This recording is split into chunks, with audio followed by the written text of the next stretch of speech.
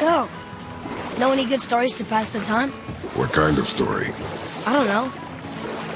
Mother always had stories. Weren't you told any when you were a boy? There was a man I knew of long ago. His stories were brief and purposeful. Sounds fun. Do you remember any? There was one that concerned a hare and a tortoise. Like the witch's house? Unlikely. So what happens? They wager on a race between them.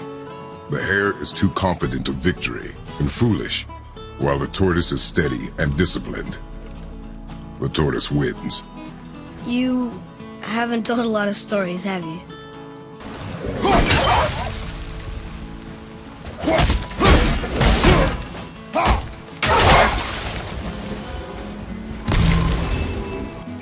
They were just hungry. What? The wolves. They weren't mean. They were starving. Yes, I imagine they were. So, what other stories have you got? There was a horse. The horse sought vengeance upon his enemy, a stag. But he could not kill the stag alone. The horse met a man, a hunter, and made a deal. He took the man's bit and bridle and allowed him to ride in a saddle on his back. Together, they killed the stag, and the horse tasted victory. But the hunter would not release the horse and made a slave of him. So getting revenge cost him his freedom. Hope it was worth it. It was not. Up there! You went in the old temple. My mom told me never to go in there. We do what we please, boy. No excuses. So, what other stories have you got? One more. There was a tale of a frog. His pond had dried up, so the frog and his son left to find a new home. They found a well. The son saw the water and made to jump in, but the father stopped him. He saw the well was deep, and once inside they would not be able to escape if the water dried up again. Wisely, they moved on. That's it? Yes. That's really not a story. If the son jumped in, it would be a story. Then he would be trapped and starve while the father watched helplessly. See? That's a story. I half expected to be a troll under that bridge. You are not ready for trolls, boy. I know, I just... Yes, Father. What other stories have you got? There was a young man who was caught stealing and condemned to die. His mother came to visit his prison. She was a kind woman who could only give love. But her son, the thief, met her with rage and bit off her ear. What? Why? Because the boy had always been a thief, and his mother had taught him only love and nothing of consequences. Had he been taught discipline instead, he might have lived longer.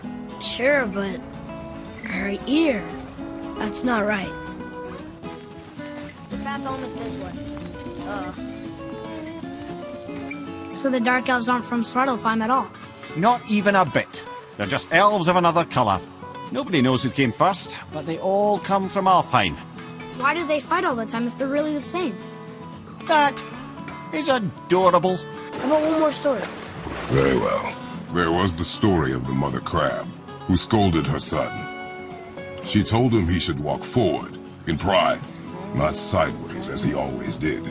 But she's a crab too. He should say, sure, I'll look forward as soon as you show me how. Yes, he did say that. That was the story. I got it. Odin's there, Thor, even the World Serpent. Oh, Thor must have smashed his head apart. See? But look, Hrungnir's body squished him. Idiot. So, what other stories have you got? There's a tale about a woodsman. He asked the trees of the forest for a branch to make a handle for his axe. Instead, the trees gave him a young sapling so they could keep their limbs. The woodsman made his axe, and then he returned and chopped down the oldest trees in the forest. Just because trees are old doesn't mean they're smart. So you're saying Tyr's shrine showed him stepping off the branch of the World Tree. And you're thinking, to reach the secret path to Jotunheim, that's what we need to do? I am. Oh dear. That is what you're thinking, isn't it? If you're thinking about hurling us all into the void, I hope you're quite sure. Wasn't it your idea? Find your own path, right? Bollocks. Ready? Ready. Well, if this is it, lads, it's been an honor. Have faith, Head.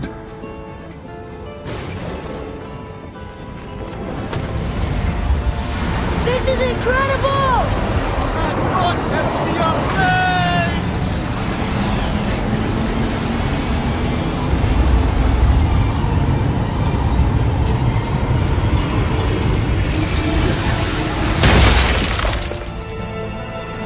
Oh, how can I be so nauseous without a stomach?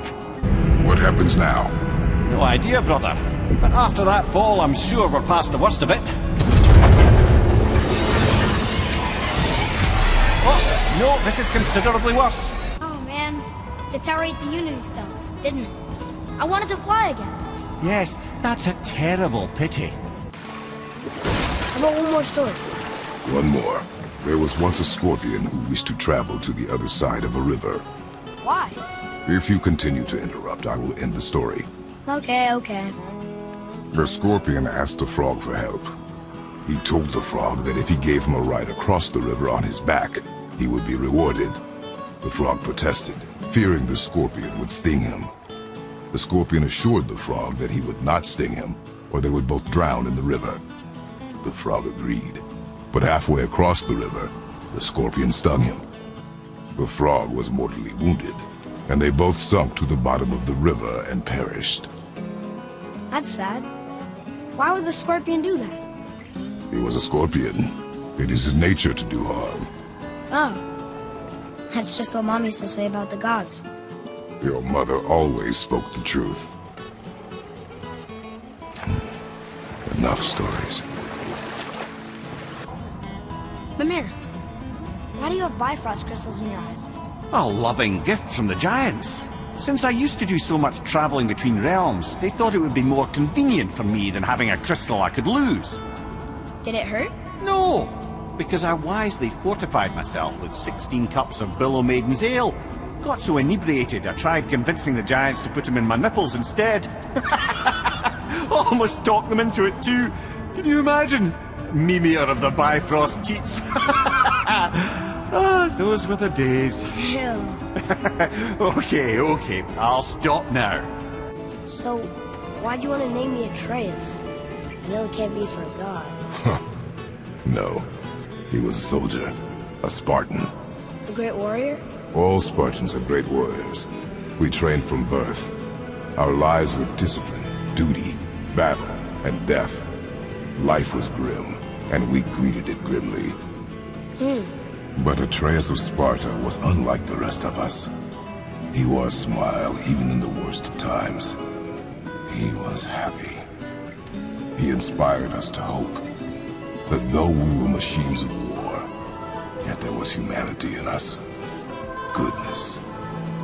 When the day came for him to lay down his life in battle, his sacrifice saved countless others and turned the tide in our favor. I carried him home on his shield and buried him with all the honors of Spartan custom. His memory was a comfort in dark times. Wow, you actually told a good story. Mimir missed it.